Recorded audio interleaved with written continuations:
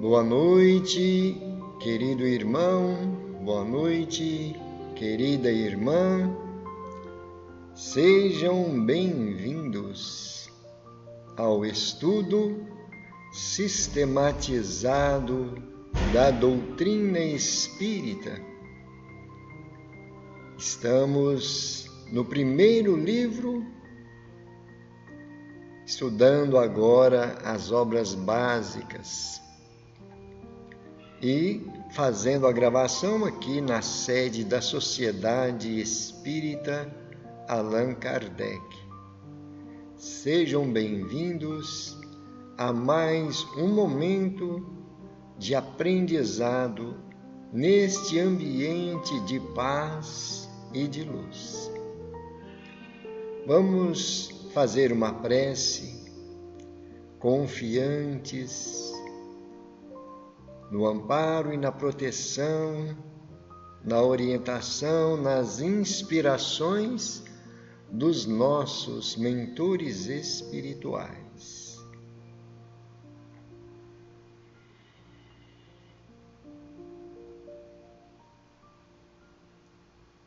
Senhor Jesus, aqui estamos com muita confiança no momento de luz e de amparo espiritual que a providência divina dedica a todos nós. Agradecidos estamos por mais este momento aqui, na presença dos bons espíritos e na companhia dos amigos espirituais que nos acompanham nesse aprendizado. Te pedindo, Senhor, que nos ajude a entender e a gravar em nosso mundo íntimo as lições necessárias para o nosso desempenho nas tarefas no movimento espírita e, especialmente, para a nossa vivência diária. Que a Tua luz esteja conosco, Senhor. Que a Tua paz esteja em nossos corações. Assim seja. Graças a Deus.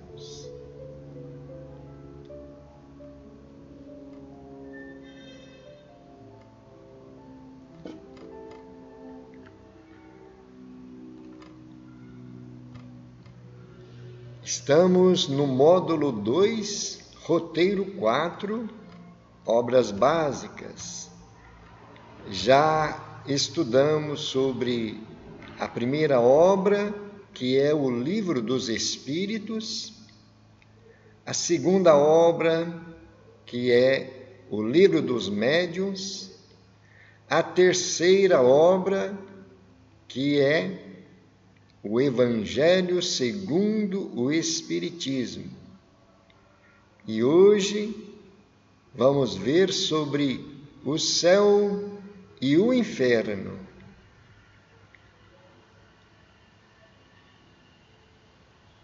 Pode-se ler na folha de rosto desse livro o seguinte: exame comparado das doutrinas sobre a passagem da vida corporal à vida espiritual, sobre as penalidades e recompensas futuras, sobre os anjos e os demônios, sobre as penas, etc. Seguido de numerosos exemplos acerca da situação real da alma durante e depois da morte.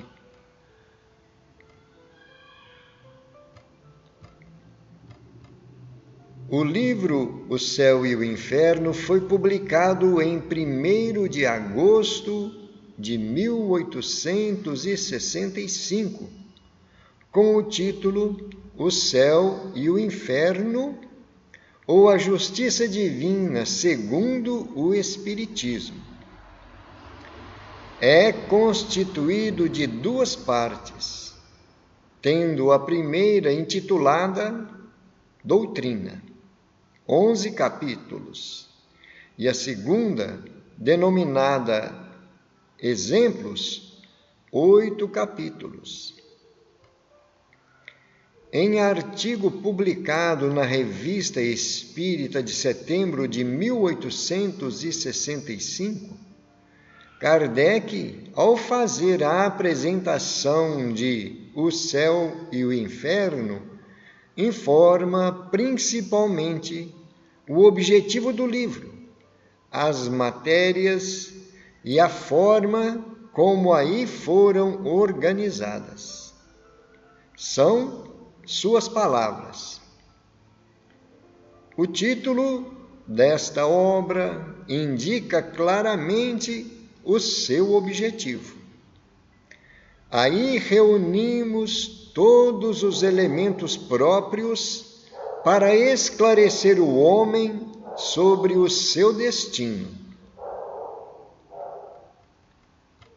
A primeira parte desta obra, intitulada Doutrina, contém o exemplo comparado das diversas crenças sobre o céu e o inferno, os anjos e os demônios, as penas e as recompensas futuras. O dogma das penas eternas aí é encarado de maneira especial, refutado por argumentos tirados das próprias leis da natureza, e que demonstram não só o seu lado ilógico, já assinalado centenas de vezes, mas também a sua impossibilidade material. Com as penas eternas, caem naturalmente as consequências que se acreditava delas poder tirar. Vamos só fazer uma reflexão sobre esta leitura inicial. Nós vimos ela ser publicada com este nome, O Céu e o Inferno, justamente porque as escolas religiosas tradicionais sempre bateram forte nesses dois pontos que mexem com o nosso sentimento e com o nosso interesse do nosso futuro. Porque o céu e o inferno, todos dois, referem-se ao que nós encontraremos depois da morte. E a maioria das religiões tem colocado grandes tabus nesses dois pontos importantes para o entendimento da nossa consciência. Vemos agora Allan Kardec trazer este título justamente chamando a nossa atenção para os esclarecimentos necessários quanto aos desvios de orientação que nós temos encontrado ao longo dos séculos. E também Allan Kardec traz, de uma forma amenizada, este complemento do título, ou a justiça divina, segundo o Espiritismo. Justamente porque Allan Kardec vai fazer uma refutação dessas doutrinas antigas, ou melhor, das tradicionais, onde a maioria das religiões colocavam dois pontos muito distantes uns dos outros. Aliás, antigamente acreditava-se que o céu estava acima, não é? Na parte superior, neste espaço que nós enxergamos na abóbada celeste, e o inferno nas profundezas do globo, lá na profundeza do centro da Terra.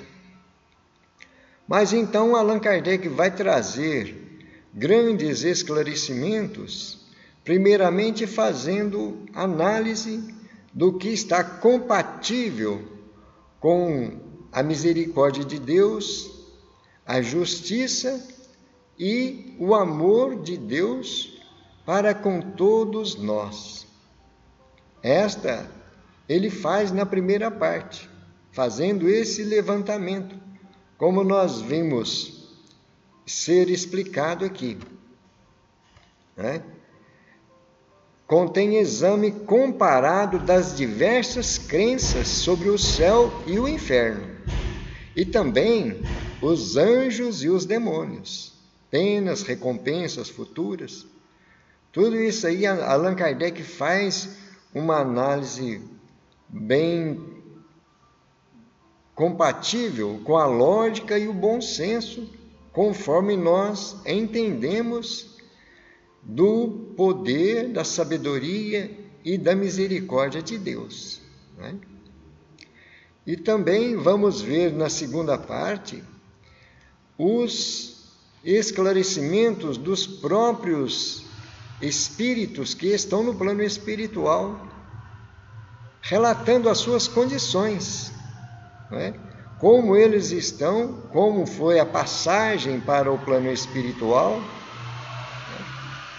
e é para nós de grande interesse, porque o nosso futuro vai ser as consequências daquilo que nós estamos realizando. E nós estamos conscientes, ou melhor, nós estando conscientes dessas verdades, estaremos melhores preparados para esta grande viagem que todos nós fazemos, né? Então Allan Kardec diz aí, o dogma das penas eternas. Acreditava-se que aqueles que eram condenados pelos erros, pelos pecados da tradição antiga, muitos não tinham mais salvação, iam para o fogo eterno, para as penas irremissíveis, né? E então Allan Kardec faz esta análise com argumentos das próprias leis da natureza, aquilo que nós entendemos deste equilíbrio natural que Deus colocou à sua criação, né? E ele demonstra aí como é ilógico esta doutrina das penas eternas, né? E especialmente a impossibilidade material, porque se acreditava que era realmente um lugar determinado no espaço, esse inferno, né? Onde os condenados suportavam essas penas eternas, né? E então caem naturalmente as consequências que se acreditavam ter dessas penas eternas. É isso? E na segunda parte nós vamos dar a sequência da leitura. A segunda parte encerra numerosos exemplos em apoio da teoria, ou melhor, que serviram para estabelecer a teoria. colhem sua teoria na diversidade dos tempos e lugares onde foram obtidas, porquanto, se emanassem de uma única fonte, poderiam ser consideradas como produto de uma mesma influência. Vamos fazer uma análise por partes para que a gente possa ficar mais bem informados. Então, nessa segunda parte, o que Allan Kardec está trazendo são os exemplos, a realidade do que nós aprendemos na teoria. Primeiro, vamos lembrar os estudos anteriores. Primeiro vieram as manifestações, vieram as comunicações do plano espiritual, os espíritos dando seu depoimento, como foi a sua passagem do mundo material, do plano físico, para o plano espiritual, né? O que nós chamamos de morte. E Allan Kardec, então, fez esta seleção das principais comunicações que servem para o nosso aprendizado. Mas nós estamos vendo aqui que essas comunicações, os exemplos, foram colhidos, foram obtidos em toda parte. Porque se viesse de uma única fonte, poderia ser considerado como uma influência tendenciosa para essa doutrina da relatividade das penas. E então nós estamos vendo aí, colhem sua teoria na diversidade dos tempos. É importante nós refletir sobre isso, porque é um método que não deixa dúvidas e que nos dá segurança nesse aprendizado do que encontraremos, pois todos nós vamos passar por situações semelhantes a que esses exemplos que Allan Kardec traz nos diversos casos dos espíritos que se comunicaram, não é? E então a diversidade dos tempos e lugares. Olha como está bem colocado para nós. Se emanasse de uma única fonte, quer dizer, se fosse somente num centro espírita, poderiam ser consideradas como produto de uma mesma influência. É assim? E então o cuidado que Allan Kardec teve de elaborar esse trabalho, fazendo a seleção dessas, fazendo o apanhado dessas comunicações em inúmeros pontos de comunicação do planeta. Não é somente da cidade onde Allan Kardec habitava, né? Todas as comunicações que ele recebia, ele fazia o selecionamento de acordo com o teor da comunicação e o bom aproveitamento para o nosso aprendizado. Continuando a leitura. Além disso, colhem-na na sua concordância com o que diariamente se obtém em toda parte, onde se ocupam das manifestações espíritas de um ponto de vista sério e filosófico. Olha, outra importância que nós temos de analisar. Depois que a doutrina espírita foi divulgada e analisada por aqueles interessados no aprendizado e principalmente em receber o tratamento nas comunicações espirituais, muitas manifestações foram se multiplicando ao longo do tempo, né?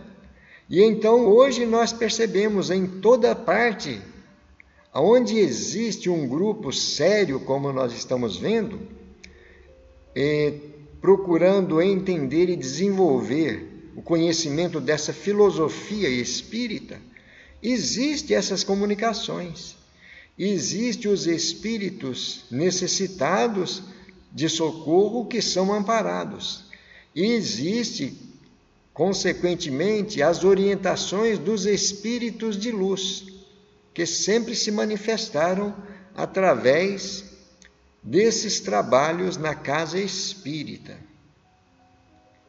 Assim? Prosseguindo a leitura. Esses exemplos poderiam ter sido multiplicados ao infinito, pois não há centro espírita que não os possa fornecer em notável contingente. Olha, então é justamente nesta visão que nós estamos analisando, né? Esses exemplos dos depoimentos, vamos dizer assim, aquilo que os espíritos transmitiram em suas mensagens, podem se multiplicar ao infinito, né? Aqui na frase está poderiam, justamente porque até quando foi trazida a edição da obra. Mas de lá para cá, realmente foi multiplicado em uma infinidade de comunicações. Concorda? Então, estamos vendo aí, não há centro espírita que não possa fornecer em notável contingente. Porque quando nós temos um grupo espírita criado, formado de uma forma séria, buscando trazer a verdade, o esclarecimento, o conforto e principalmente a prática do amor ao próximo, as lições da caridade que nós aprendemos com o Evangelho de Jesus, sempre vai existir esse momento de multiplicação das mensagens, né? Sempre vai ter novas mensagens, novas lições, novos depoimentos, e assim é o nosso objetivo, de aprender com aqueles que nos antecederam na passagem para o mundo espiritual. Não é assim? Prosseguindo na leitura. Para evitar repetições fastidiosas, tivemos de fazer uma escolha entre os mais instrutivos. O que nós estamos percebendo? Porque existem muitas comunicações que são parecidas umas com as outras. Porque a maioria de nós temos problemas, dificuldades, conflitos, transtornos, erros, deslizes semelhantes. Faz parte da nossa experiência, da nossa evolução. E então foram muitas comunicações que chegavam a Allan Kardec e eram muito parecidas umas com as outras. Por isso estamos vendo aí, para evitar repetições fastidiosas, não é? Ele então escolheu as que poderiam trazer mais instrução, com o objetivo para um melhor aproveitamento nesse nosso aprendizado. Não é isso? Continuando. Cada um desses exemplos é um estudo em que todas as palavras têm o seu alcance para quem quer que as medite com atenção, porque de cada lado jorra uma luz sobre a situação da alma depois da morte, e a passagem até então tão obscura e tão temida da vida corporal à vida espiritual. Vejamos, meus irmãos e minhas irmãs, quanto aproveitamento nós temos nessas palavras de esclarecimento. Em cada exemplo que é trazido dessas comunicações, que está lá na obra O Céu e o Inferno, pode servir para nossos estudos, assim como serve, sempre nos grupos que se dedicam a estudar a obra. Então, cada um desses exemplos, dessas comunicações, contém palavras de um alcance muito importante para o conhecimento de todos. E Allan Kardec diz aí, para quem quer que as medite com atenção. E então é preciso nós analisar o conteúdo da mensagem, as condições que o espírito estava no momento da comunicação e o depoimento que ele traz do que antes de ganhar uma lucidez no plano espiritual, como foi a sua passagem, E então estamos vendo aí que em todos os lados jorra uma luz sobre a situação da alma, quando nós despertamos daquele ser que está chegando ao plano espiritual, depois da morte. A passagem, porque foi sempre, e ainda muitas vezes para muitas pessoas, ou melhor dizendo, para todos nós que temos uma certa dificuldade na compreensão desses fatos, é até certo ponto obscura, porque nós ainda temos muito apego às coisas da matéria. Nós ainda não estamos espiritualizados a ponto de entender com naturalidade. Da mesma forma que nós despertamos do nosso sono físico, depois de uma noite de sono, nós teremos a nossa passagem para o plano espiritual de uma forma equilibrada, tranquila e serena. Mas nós precisamos de ter uma boa preparação para isso. Não é isso? E então, até quando não era conhecida essas comunicações, eram muito temidas, Era obscura, porque não tinha uma visão plena dessa passagem e do despertar na pátria espiritual. Não é isso? Por isso nós estamos vendo aqui que a passagem da vida corporal ao plano espiritual precisa de ter uma boa preparação, uma boa vivência aqui no plano físico, com a prática do bem, do amor ao próximo, tudo que nós temos aprendido com o Evangelho de Jesus, para o nosso despertar tranquilo, sereno e promissor na pátria espiritual. Vamos fazer só uma comparação nesse sentido.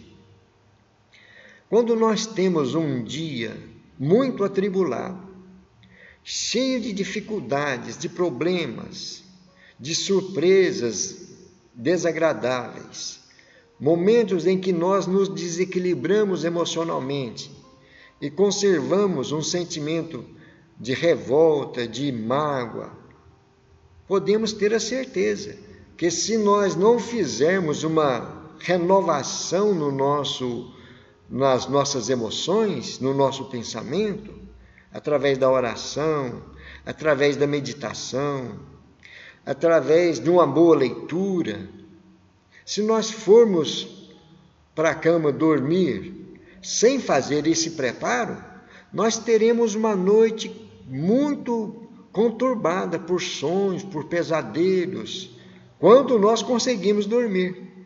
Não é isso que acontece? Mas a partir do momento em que nós temos conhecimento das situações que estamos atravessando e passamos a ter uma boa meditação, uma reflexão, através da oração e da busca pelo esclarecimento, entramos na sintonia com os espíritos de luz. E então já passamos a ter mais tranquilidade nesse momento do sono. A nossa noite então passa a ser mais tranquila, mais calma. E o nosso despertar muito mais agradável. Não é isso que acontece? E então é o objetivo da obra, nos conduzir a um esclarecimento desses fatos, do testemunho das almas, dos espíritos que passaram por essas situações. Né? Finalizando o esclarecimento da obra, ou melhor, sobre a obra, né? É o guia do viajor antes de entrar num país novo. A vida de além-túmulo aí se desdobra sob todos os seus aspectos, como um vasto panorama. Cada um aí colherá novos motivos de esperança e de consolação, e novos suportes para firmar a fé no futuro e na justiça de Deus. Olha a importância que nós estamos vendo aí, de estudarmos, de refletirmos, de buscar luz nestas obras, né? Nas bases doutrinárias. Em todas elas nós aprendemos isso aí, que nós estaremos sendo orientados, como se fosse a um país que nós ainda não tínhamos visitado. Para entrar nesse país, nós teremos um guia, uma orientação, uma instrução para chegarmos até lá. Né? E então a vida de além-túmulo, quer dizer, depois da morte, se desdobra sobre todos os seus aspectos, porque temos lá depoimento de espíritos sofredores, espíritos que estão se recuperando, né, de uma forma mediana, espíritos felizes e espíritos de luz, sempre trazendo orientações para cada um de nós, conforme nós buscamos, né? Como Kardec está dizendo aqui, para quem quer que as medite com atenção. Não é isso? E então, sobre todos os seus aspectos, um vasto panorama. Cada um colherá novos motivos de esperança e de consolação. Olha aí, nós percebemos que a misericórdia de Deus está constantemente nos envolvendo. Não é isso? Somente para nós termos a certeza de que não estamos abandonados em nossas imperfeições, em nossas dificuldades. Sempre nós teremos grandes momentos de aprendizado e oportunidades de recuperar os erros que cometemos através de novas reencarnações, ou até mesmo novas oportunidades na mesma reencarnação. É assim? Porque Deus jamais fecha a porta aos seus filhos, qualquer que seja a situação desse filho, não é? E então novos suportes para firmar a fé no futuro. Que maravilha, né? E na justiça de Deus, especialmente nessa justiça perfeita. Né? Lembramos aquelas colocações que no Livro dos Espíritos encontramos, no capítulo que fala sobre a lei de amor, justiça e caridade. A justiça de Deus está fundamentada nesses aspectos. É uma lei de amor, de justiça, e a caridade que está sempre em movimento, para aqueles que buscam conhecer a verdade, né? E a verdade nos liberta, como o próprio Jesus nos ensina. Não é isso mesmo? E então, meus irmãos, fica aí para nós a lição de hoje. Na próxima semana nós teremos a Gênese. São orientações muito importantes. Nós que estamos no movimento espírita, em nossos estudos em grupo, ou até em momentos de uma exposição de temas, né? De estudos públicos, e também para nós termos condições de orientar as pessoas que ainda têm dificuldade de conhecimento sobre a doutrina espírita. Quanto melhor preparo nós tivermos, mais facilidade nós teremos para comunicar aquilo que nós já aprendemos para as pessoas neófitas, aquelas que estão começando a dar os primeiros passos nas lições da doutrina espírita, os primeiros aprendidos, os primeiros momentos de aprendizado. Não é assim? E então fica aí para nós esse convite para buscarmos mais conhecimento, procurar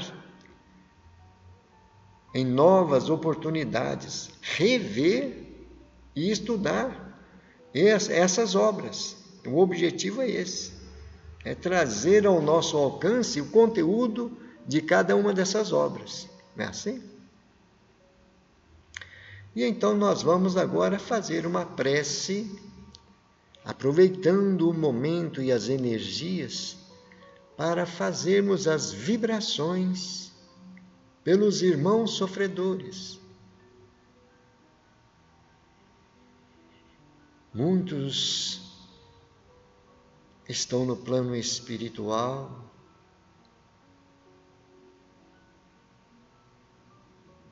com grande dificuldade de compreender a sua própria situação. Muitos desencarnados se aproximam do ambiente na casa espírita, como nós buscamos um hospital para tratarmos o corpo físico. E o amparo espiritual é eficaz, conforme a preparação da mente e do sentimento desses irmãos sofredores. Por isso, queridos irmãos que se encontram em nosso ambiente, vocês que ainda não entenderam a situação que estão atravessando, pela dificuldade de comunicar-se com os entes queridos, com os familiares, confiemos na providência divina. Os missionários da luz estão prontos a nos ajudar. Elevemos nossos pensamentos a Deus, a Jesus. Vamos serenar os nossos sentimentos, os nossos corações, colocar pensamentos em boas vibrações de esperança, de confiança.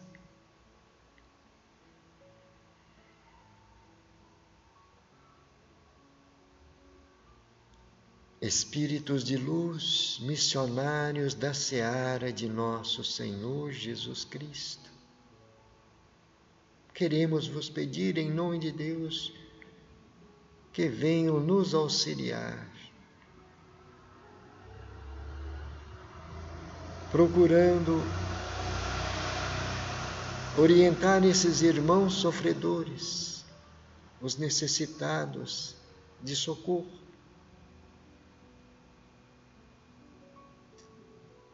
Senhor Jesus, nesses momentos, te pedimos a tua bênção, o teu amparo, para esses irmãos necessitados, muitos ignorantes, muitos irmãos perdidos, sem rumo, sem referência, sem consciência até mesmo de si mesmos, mas o teu amor está envolvendo cada um deles.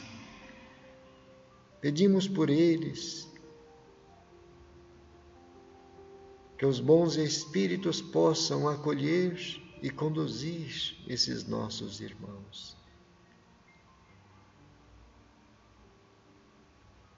Senhor, nós te pedimos pelos hospitalizados, por aqueles que estão em tratamento nas clínicas, se recuperando do uso das drogas, do alcoolismo. Que os bons espíritos possam levar estas vibrações, essa energia transformadora, porque é a canalização do amor mais puro que emana da fonte inesgotável do nosso Pai. Tua luz, o teu amparo a todos eles, Senhor Jesus.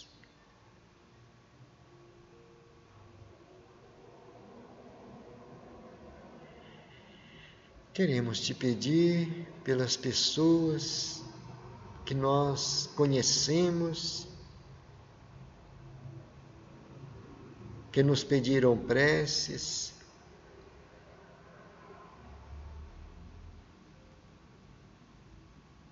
as dificuldades que encontram com a saúde,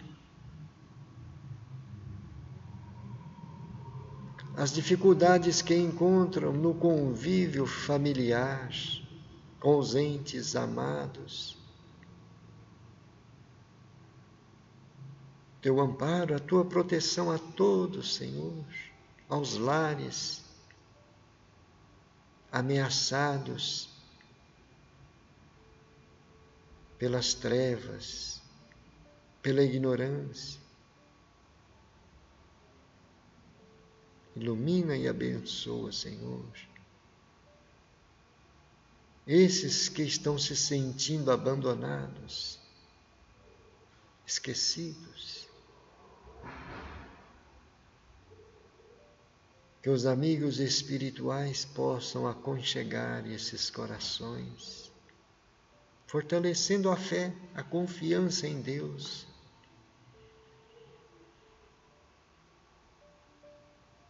Divino amigo, nós te pedimos pelas nossas famílias, nossos entes amados, onde eles se encontrarem, que esta luz possa alcançar e envolver todos eles. E assim, Senhor Jesus, finalizamos mais um momento de aprendizado e de tratamento espiritual em teu nome, em nome de Deus. Assim seja. Graças a Deus e louvado seja Deus. Queridos irmãos e queridas irmãs, nobres internautas que nos deram a alegria de acompanhar nesses estudos da noite, foi um prazer, uma alegria muito grande. Que a paz e o amor de nosso Senhor permaneça em nossos corações. Até a próxima oportunidade. Com a permissão do Pai. Vamos em paz, que Deus nos acompanhe. Graças a Deus.